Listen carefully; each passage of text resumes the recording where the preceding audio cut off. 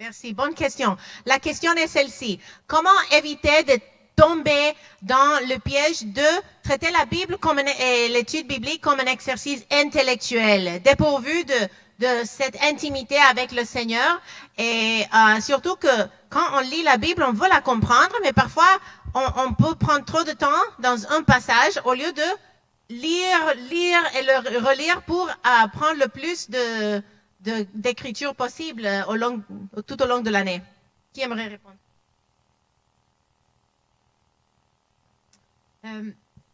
Quand je préparais mon message, je me posais justement cette question-là de je veux pas juste rester dans les détails du contexte, tout ça, c'était super intéressant, mais je voulais adresser le cœur, tu sais, parce que c'est ça qu'on veut là, quand on étudie la parole.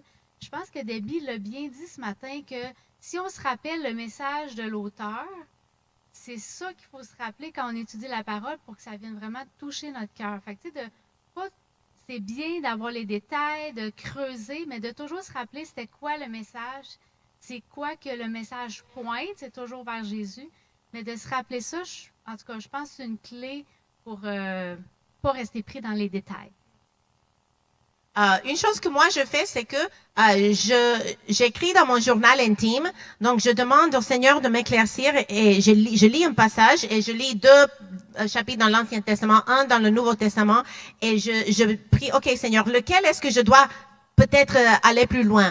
Et je lui pose la question, OK, quel était le message pour les premiers auditeurs? Et j'essaie de penser à leur contexte historique. Oh, est-ce que c'est les peuples post-exiliques du psautier ou bien qui que ce soit? Et j'essaie d'écrire la réponse à cette question parce que j'écris mes prières. Et ensuite, j'essaie de passer par l'évangile pour comprendre, OK, et comment est-ce que cela nous pointe vers Jésus-Christ? Et ensuite, qu'est-ce que ça dit pour moi aujourd'hui? Et alors? Donc, j'essaie de ne jamais finir mon culte personnel sans répondre à la question. Et alors? Comment est-ce que ça s'applique à ma vie? Et j'essaie de lui donner mon cœur et ma vie comme quotidiennement en lui disant, je veux que tu m'aides à vivre les propos qui se trouvent dans le fond de ce texte. Je rajouterais juste peut-être, en fait, des fois, quand on lit la Bible, ça nous parle pas non plus. On lit et on a l'impression qu'on comprend pas toujours. Et en fait, je pense qu'on n'est pas toujours devant la parole pour étudier. Je pense qu'on doit se poser les bonnes questions. Effectivement, qu'on peut se poser les bonnes questions, mais il y a des fois, on lit sans se poser les questions. On lit aussi pour lire la Bible, pour se laisser imprégner et connaître la parole de Dieu. Et en fait, je pense qu'il y a plusieurs façons de lire la Bible. Il y a des fois, on va lire 2 ou 3 versets à un moment, et ces versets vont nous accompagner, on va les méditer. Des fois, on va lire 3 chapitres, des fois, on peut lire un livre entier d'affilée, et ça, c'est très intéressant parce que ça nous donne une image qu'on n'a pas toujours quand on lit un chapitre par un chapitre. Si on lit un livre de 40 chapitres et qu'il nous faut 40 jours pour le lire parce qu'on lit un chapitre par jour, c'est pas la même chose que si on essaye de le lire en 1 ou 2 jours d'une traite, on voit des choses différentes. Et je pense que toutes les manières de lire la Bible sont bonnes en fait. Et je pense que des fois, il faut étudier et s'arrêter et vraiment étudier. Mais je pense que des fois, c'est aussi bien de lire 10 chapitres d'affilée et de simplement prendre les informations qui sont dedans. Et peut-être dans la journée, vous allez vous poser la question, peut-être pas devant la Bible, finalement, qu'est-ce que ça voulait dire aux premiers auditeurs? Qu'est-ce que je sais de ce livre? Qu'est-ce que je sais de ça? Et en même temps, peut-être qu'aujourd'hui, vous avez étudié Marc et puis demain, vous allez aller dans Exode, et puis en lisant Exode, vous allez vous dire, ah tiens, c'est marrant, j'ai lu ces 10 chapitres dans Exode aujourd'hui, puis ça me parle par rapport à Marc. Et ça, vous n'êtes pas capable de le faire si tout d'un coup, vous vous arrêtez pas pour lire 3 chapitres sans vous poser les questions. Puis, je voulais juste ajouter aussi le verset dans l'Ancien Testament, puis je vais les crucifier en essayant de le dire en français, là, mais on aime le Seigneur avec notre corps, notre âme et notre esprit. Et notre esprit peut être là, peut inclure notre cerveau. Donc, des fois, on va aimer Dieu avec notre cerveau en lisant un texte et ça va produire un vrai amour dans nos cœurs plus tard. Donc, Dieu veut qu'on participe aussi avec notre cerveau aussi. Donc, il y avait ça. Et une autre chose, qu'est-ce que tu disais, c'était très bon. Des fois, il faut juste rester avec un passage que, tu sais, on comprend pas, ça me parle pas, c'est pas clair. Puis il faut juste être patient puis rester avec ce passage-là et faire confiance à Dieu que peut-être plus tard, ça va être plus clair dans quelques années, ça va faire plus de sens. D'autres questions? On a Yasmine qui se promène avec le micro et Tania.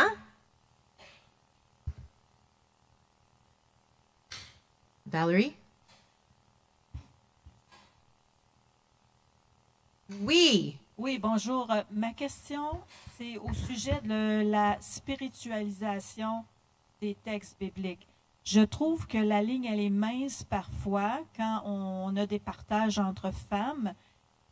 Comment discerner quand c'est spiritualisé plus que bien enseigné? Des fois, je m'y perds un peu parce que ça semble bien, mais non. Je crois qu'il y a quelque chose à comprendre. Donc, c'est comment une personne, comment avoir le moyen de distinguer ça et des cas, des exemples de spiritualisation qui pourraient être flagrantes. Parce que des fois, ça peut arriver subitement. Merci. Bon, je dirais premièrement qu'il faut passer par eux à leur époque. Donc, si quelqu'un lit un psaume et parle tout de suite de nous, sans expliquer qu'est-ce que l'auteur voulait dire, c'est délicat parce que tu veux pas la reprendre devant les autres femmes, mais peut-être si quelqu'un prend la parole, qu'elle est déjà dans un ministère où elle enseigne la parole, et elle a cette habitude de sauter directement à nous aujourd'hui, peut-être l'encourager de creuser un peu plus et de poser la question fondamentale, quel était le contexte et la structure de passage qui pointe vers la signification pour eux à leur époque avant de venir vers nous. Donc, ça requiert un ministère comme pastoral envers les femmes de ton église s'il y a une sœur qui a cette habitude. Mais c'est important parce que tu veux modeler par ton propre enseignement ainsi que encourager celles qui ont du chemin à faire. J'ajouterais aussi qu'on a toute la possibilité de faire ça, le spiritualiser. Donc, ça, c'est une bonne rappel pour nous de toujours demander à une autre personne de réviser notre manuscrit, de réviser notre enseignement avant qu'on le fasse, parce que sinon, nous pouvons faire ces erreurs. Là aussi, on a besoin les unes des autres. Moi, je peux peut-être juste donner un exemple par rapport à Marc 4 ce matin. Je peux peut-être juste demander Je me demande toujours pourquoi les chanteurs, ils ont le micro tellement près. On n'entend pas sinon. En fait, un exemple par rapport à Marc 4, ce matin, peut-être le danger, si on voulait spiritualiser, ce serait de dire, j'ai Jésus dans mon bateau et il va calmer la tempête. C'est pas de comprendre quel est le but du texte avant et de faire les liens à l'évangile, c'est vraiment de faire des raccourcis. Moi, une chose qui m'aide beaucoup avec ça, c'est que ça soit personnel. Tu sais, par exemple, le verset là, qui dit « Faites confiance à Dieu, Dieu peut tout accomplir. » Tu sais, c'est ce genre de verset-là, puis quelqu'un vit une difficulté, tu vas dire « Faites confiance à Dieu, Dieu, il peut tout faire. » Oui, mais qu'est-ce qui va faire que la personne va vraiment s'accrocher à cette vérité-là? Je trouve que de démontrer quelque chose de personnel, d'expliquer quelque chose de personnel qu'on vit peut aider à déspiritualiser, si je peux dire. En tout cas, je ne sais pas si ça l'aide, là, mais... D'autres questions? Oui, ici.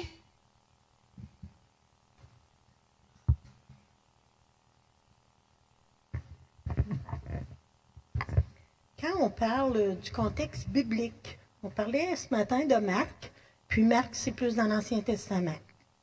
C'est ça, on va aller voir là, des versets dans l'Ancien Testament plus que dans le Nouveau. Puis, est-ce qu'on peut s'appuyer avec notre contexte biblique dans des versets dans le Nouveau Testament que Marc dit, que d'autres vont répéter qu'est-ce que Marc dit pour réapprouver encore plus fort, dire, regarde, c'est ça qu'il a dit, là. Même si Marc ne l'a pas cité dans son passage. Est-ce qu'on peut... Vous allez voir ça dans la prochaine session. OK. Ça, c'est de faire le lien avec l'Évangile. C'est dans ce processus-là et Valérie va nous enseigner ça cet après-midi. Donc, je ne vais pas vendre le punch.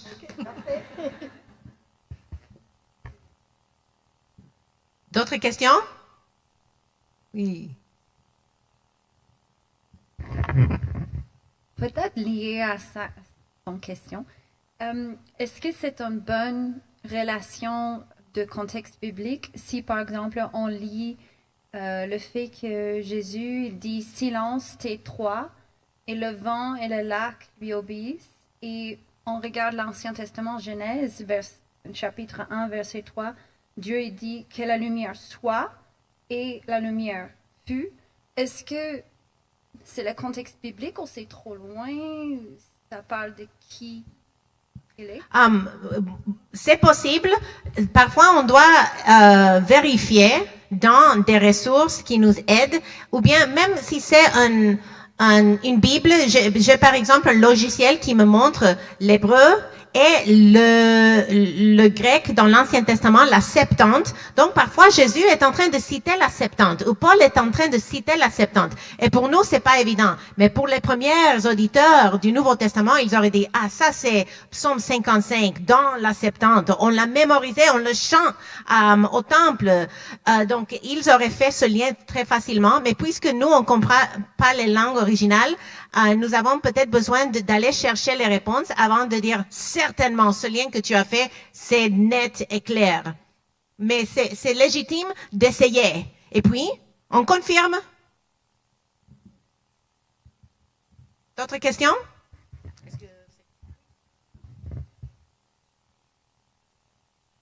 Oui, bonjour. Moi, j'ai une question. Comment on fait... On t'entend pas. Ouais, pardon. Comment on fait pour dealer avec les versets d'encouragement un peu hors contexte? Quand quelqu'un nous donne un encouragement comme ça, puis c'est vrai que ça peut aider, mais avec ce qu'on apprend aujourd'hui, on comprend que on peut pas sortir un verset comme ça de son contexte. Donc, quand on sait ça, comment on peut dealer ça face à ces personnes-là? J'ai contribué à un livre qui s'appelle Hors contexte, que vous pouvez acheter chez Publications chrétiennes, qui prend tous les versets qu'on aime tellement citer hors de leur contexte pour donner un mot d'encouragement. Tu peux pas tout par celui qui te fortifie. Si tu veux courir un marathon et tu dis, je le peux parce que Jésus me fortifie. Non, dans le contexte, ça parlait de la souffrance, de la persécution, de vivre pour Christ dans un monde hostile. Ça parle pas de mon entraînement physique. Donc, c'est seulement un exemple entre plusieurs.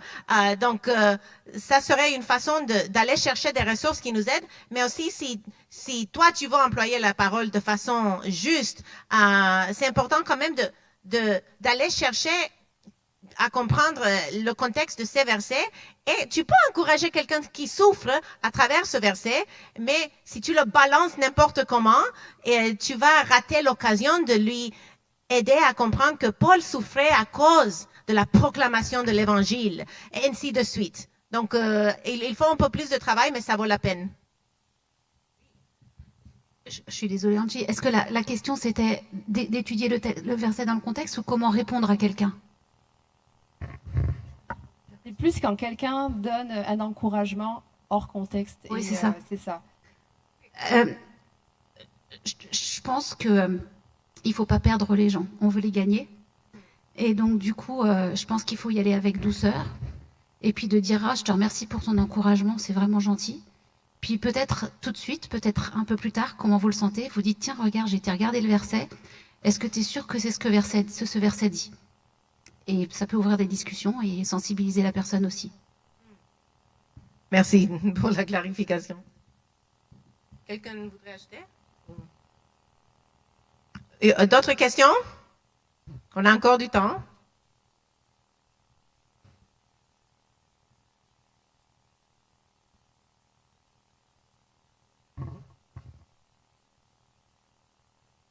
Oui. Allô? Quelles seraient, selon vous, les qualités qu'une femme qui cherche à enseigner devrait essayer de cultiver?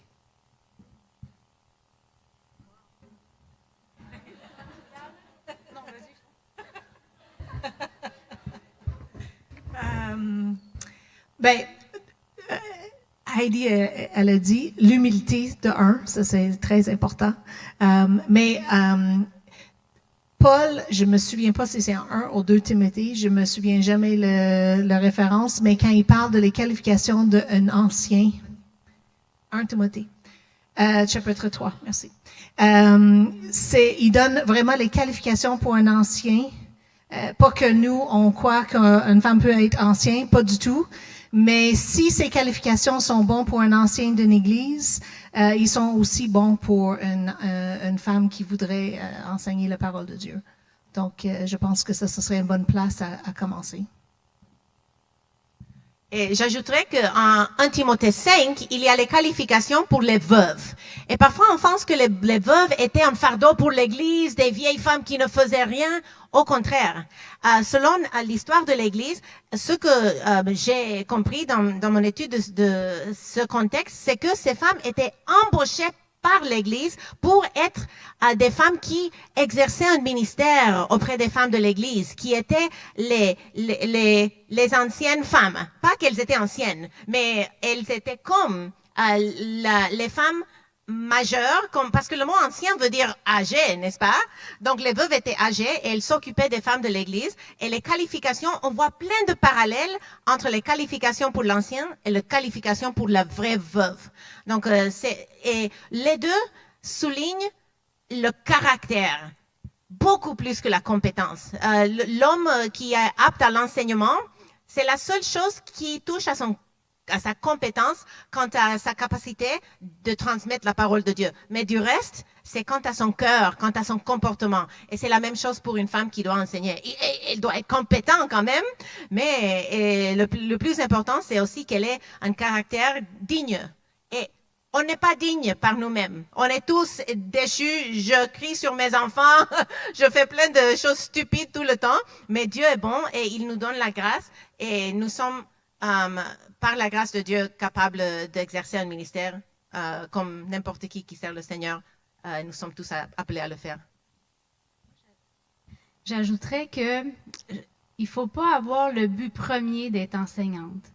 Je pense que, en tout cas, sûrement vous les femmes, il faut être une étudiante de la parole avant de vouloir enseigner.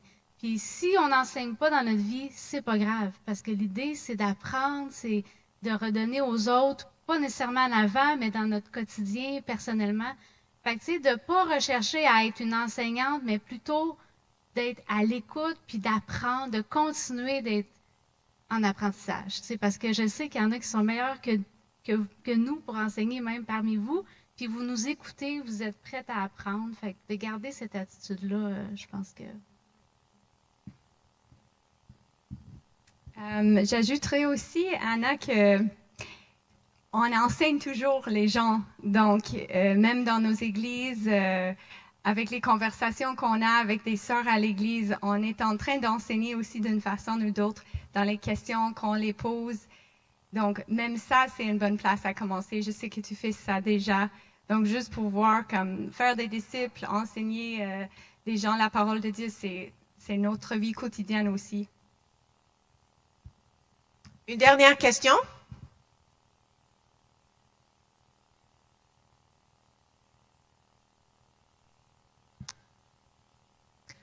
OK, sinon, s'il vous plaît, apportez vos assiettes vers l'arrière pour que les bénévoles puissent faire la vaisselle.